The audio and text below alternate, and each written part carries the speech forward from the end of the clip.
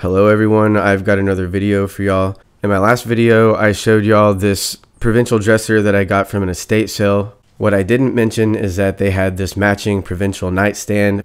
I decided not to sell it along with the dresser because it's usually pretty hard to sell single nightstands with a dresser, so I decided I was going to do something different with it.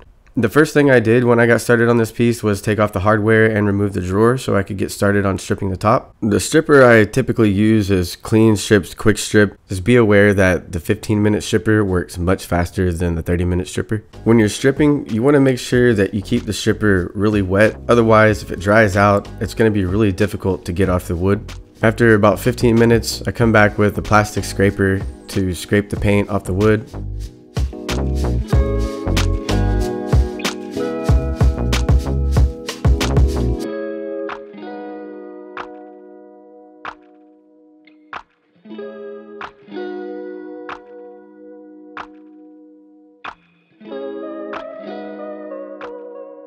It's pretty common to have to use two applications to get the majority off of the wood.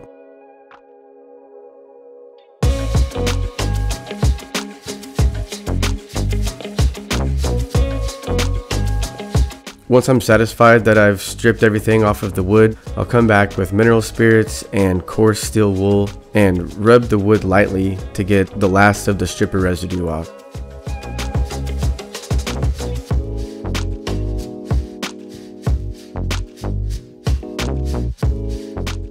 After that, I come back with a clean rag and wipe everything clean. The top will need to dry for a few hours before I can sand it, so I'll set it aside for now and work on it later. The finish on the drawer was also in bad shape, so I wanted to strip that off. I've been messing around with Citristrip lately so that I can get a better idea of how it works, so when y'all ask me questions, I'll have answers. So I tried it out on this piece. Citristrip is a safer stripper than Kwik strip. It takes a lot longer for it to work, and I'm having some mixed results with it. So I wanted to try it on this drawer, mainly because it needed to be stripped. I was curious about what was under this paint compared to the top, and I wanted to be able to compare Citristrip to Kwik strip. This stripper is much weaker than Kwik strip, but it's also much safer. It takes a lot longer for it to work, and it doesn't do as much work as Kwik strip does in one pass.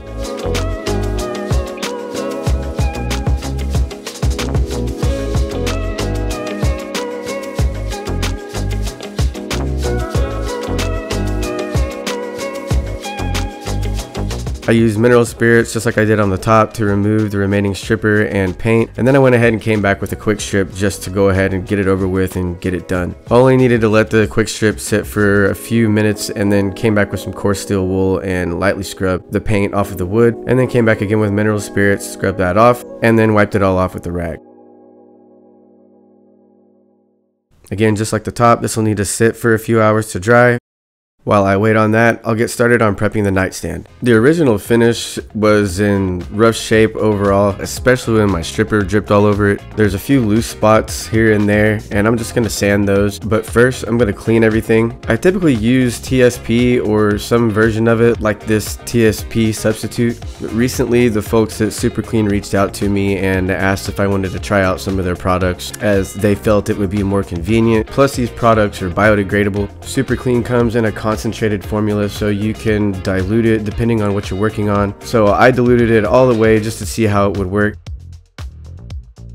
You can see as soon as I sprayed it on, the dirt and grime started dripping off. I was actually surprised at how well it worked, and it didn't interfere with the original finish.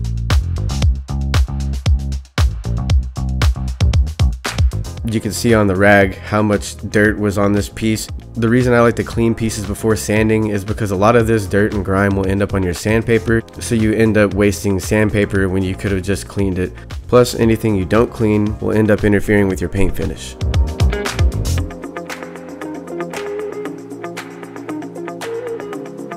Next, I'm ready to sand everything. Even though I'm using chalk paint on this project, there's a lot of imperfections that need to be smoothed out so that they don't show up whenever it's painted. I'm going to be using this hyper tough sander that I got from Walmart along with some 220 grit sandpaper. For the most part, the original finish is just fine on this piece, so I'm just trying to scuff up the surface a little bit so that the paint has something to adhere to. I'm not trying to sand the paint all the way off. The only time you see me sanding all the way down to the wood on this project is when I'm sanding down blemishes in the original finish and feathering it out so it's nice and smooth.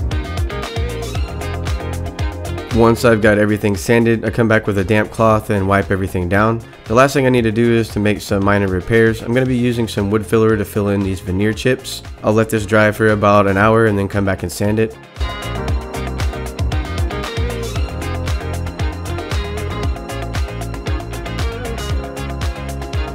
There's also loose veneer on the side here. I'll just remove that.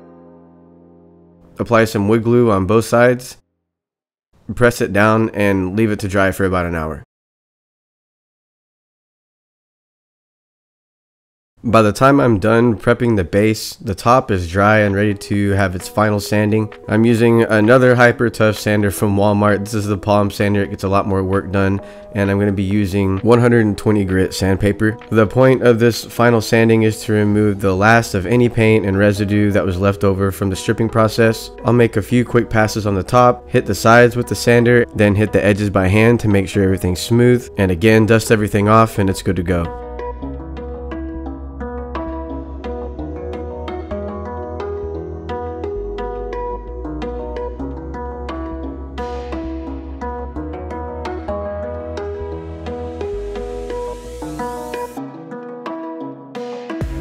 Everything's prepped and ready for paint. You can see why they painted this piece originally. It looks like it was made from the leftovers at the factory. Now it's my turn to paint it. For the paint, I'm going to be using Dixie Belle's Tea Rose. This is a chalk paint. I've had this paint sitting in my garage for over a year, so it's gotten kind of thick.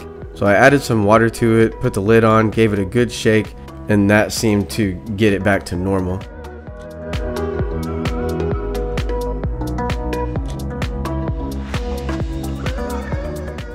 I don't brush very often, so I haven't invested much in brushes. I just use these Lenser brushes from Walmart. Chalk paint is a lot thicker than most paints, so while it covers well, sometimes it'll dry up before you're ready. It's a good idea to have a spray bottle full of water so that you can mist the surface of the paint as you see it drying up. This will give you a longer working time with the paint and allow you to minimize brush strokes. Again, the coverage is great with this paint. I only needed to do 2 coats of paint and it dried really fast. I probably only waited about 30 minutes in between each coat.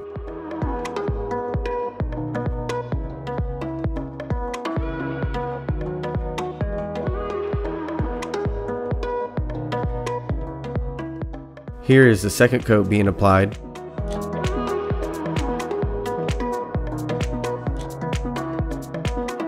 And here's what everything looks like when it's dry. Really happy with the results. I'm ready to move on to the top. I've been wanting to revisit a staining technique that I haven't done in a while. Instead of just staining the top, I decided I wanted to do some stain shading. I've done this design before. It's a simple floral design. I just draw a circle in the middle and then draw some spade-shaped flowers as I go around, making them bigger and bigger.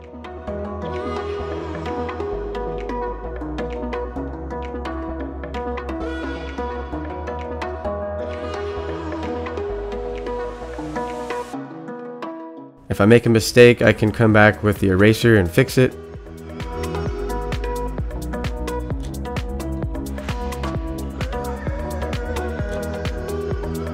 Once I was happy with how everything looked, I took some 180 grit sandpaper and sanded it down a little bit so the lines wouldn't be so noticeable after I applied the stain. I'm going to be using Minwax's dark walnut wood stain for this, and I'm going to be applying it with my finger wrapped in a t-shirt rag. It's good to have a little bit of fingernail showing because you want to apply it with just the tip. I started out by dipping my finger in the stain and applying the majority of it where I wanted it to be darker, and then using a cleaner part of the rag to pull the stain outwards so that it created a shading effect. If you watch closely, you'll see me apply the stain with the wet part of the rag and then flip it over to a dry part of the rag to pull the stain outward. I just continued this process all the way around, tracing my lines that I drew earlier with the pencil.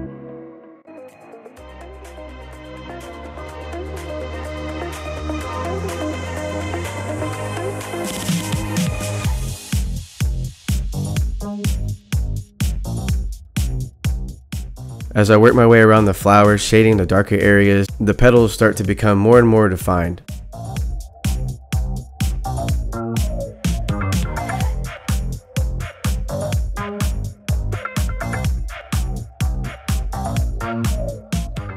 The key to this technique is always to start with the darker stain on the inside and then just work your way outward.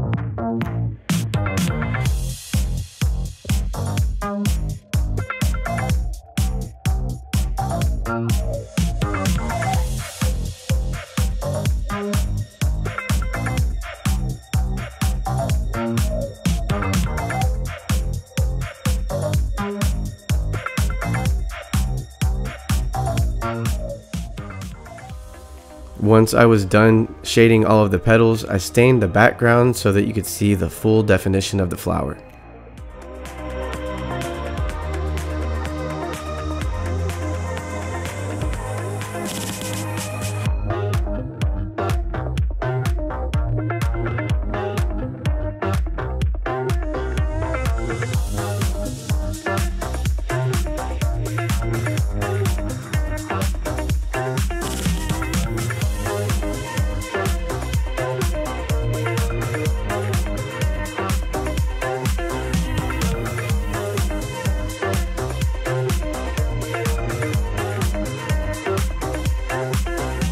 To get the middle of the flower more even, I just came around with more stain and traced around the edges to create a more defined circle. You can also see how I use a stain here to reshape the petal where I felt like it was too wide.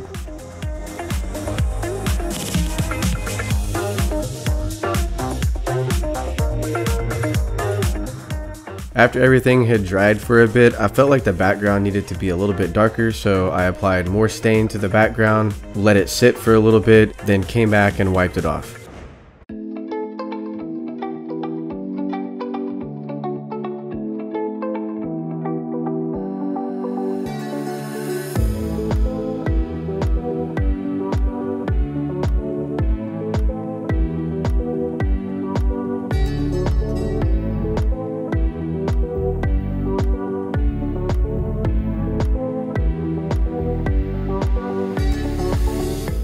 Here's the final results of the stain shading. It's been 3 or 4 years since I've done this technique. I'm pretty happy with how it turned out. By the time I got the body finished, the drawer was dry and ready to be painted. I did the same thing as I did to the body. Applied 2 coats, dried quickly, good to go.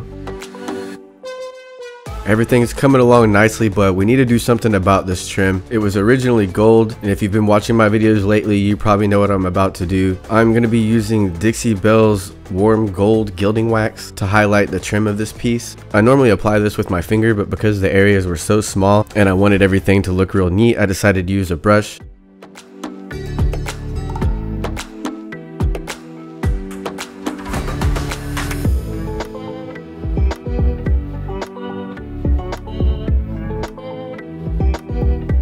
It usually takes a few coats of this wax for it to fill in. You can see the difference in the first coat and the second coat here.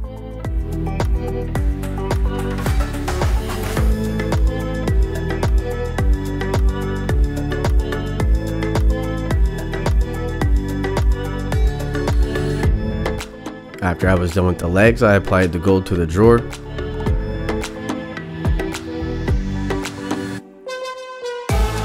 Once the drawer was done, I felt like the original gold border here needed to be recreated. There weren't any grooves to follow along like the rest of the piece, so I just did it freehand.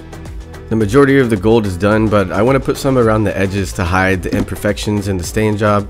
Before I do that, I need to apply a few coats of polyurethane so the wax has something to adhere to. Instead of spraying, I'm going to be applying the semi-gloss water-based polyurethane with a sponge. Toasty has volunteered his services to help out with this. I dipped the Toasty Sponge in water to get it wet so everything would lay down nice and smooth. Then I dipped him in the polyurethane and gave him a good squeeze so I wouldn't be applying too much at once.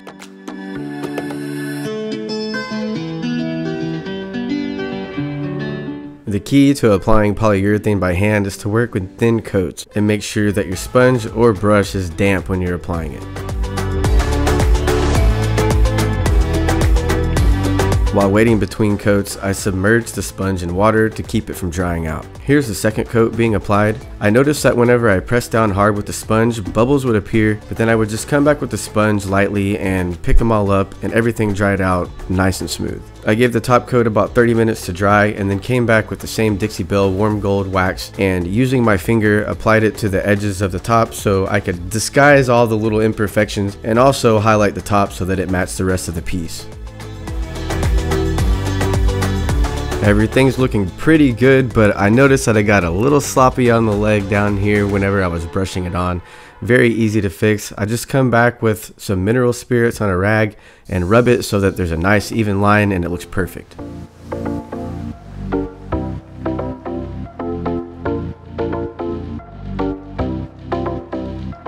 Now that I'm happy with how everything looks, I'm ready to apply the top coat to the base of this piece. Again, I'm using a semi-gloss water-based polyurethane. I ended up using 3 coats to protect this piece.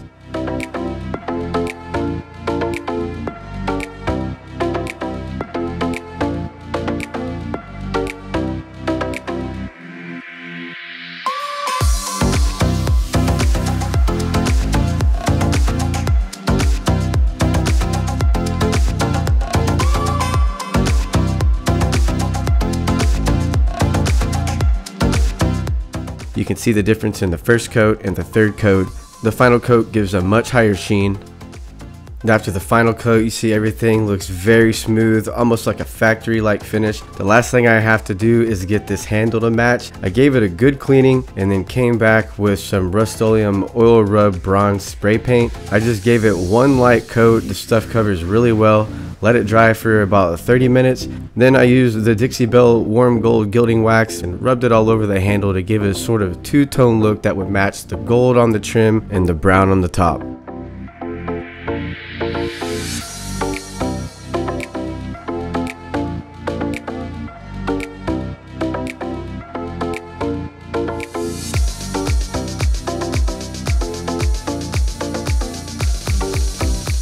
After I got the handle installed, I applied 3 coats of water-based polyurethane to protect the wax from getting rubbed off, and then the project was finally complete. I hope you guys enjoyed this project. I've been wanting to revisit this stain shading for a long time. With that being said, I haven't sold this piece yet. What do you think I should sell it for? Let me know down in the comments. Thank you very much for watching this video. If you enjoyed it, make sure you hit the like button and leave me a comment. If you haven't already, hit the subscribe button and the bell. That way you get notifications when I upload a new video. I'll try to get another one out a little bit faster than I have been. Sit tight. Thanks again, and I'll see y'all again soon.